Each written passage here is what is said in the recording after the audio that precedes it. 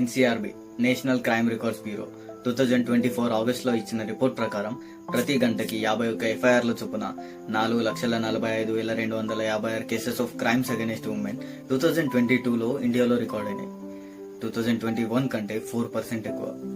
తెలంగాణలో 22,066 కేసులు 2021 కంటే 5.7% ఎక్కువ. యావరేజ్ గా 60 కేసెస్ పర్ డే. వీటిలో మేజర్ గా domestic violence, sexual assault, dowry cases and cyber harassment etcetera.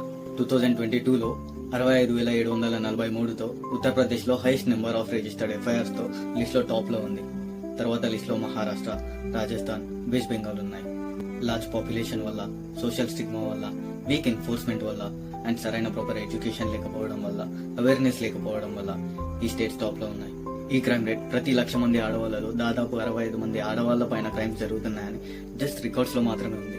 పరువు పోతుందని, ఎదుటి వాళ్ళు ఎలా చూస్తారో అని భయపడి, ఇంట్లో వాళ్ళతో షేర్ చేసుకునే ధైర్యం లేక, చెప్పుకోవడానికి ఎలాంటి రిలేషన్స్ లేక, రిలేషన్స్ ఉన్నా పట్టించుకునే వాళ్ళు లేక, వర్క్ ప్లేస్ లో సీనియర్స్ నుండి, బాసెస్ నుండి, కొంతమంది అయితే ఇంట్లో వాళ్ళ నుండి వేధింపులకు గురై, ఇంకా రూరల్ ఏరియాస్ లో అవేర్నెస్ లేకపోవడం వల్ల రిపోర్టింగ్ చేయకుండా ఇలా ఎంతో మంది ఎన్నో క్రైమ్స్ బయటకు కూడా రావట్లేదు. నాకు తెలిసి అన్అఫీషియల్లీ 65 మంది కాదు, ప్రతి 1,00,000 మంది ఆడవాళ్లలో 99,000 మంది ఆడవాళ్ళు ఎన్నో సవాళ్ళని ఎదుర్కొని ఉంటారు.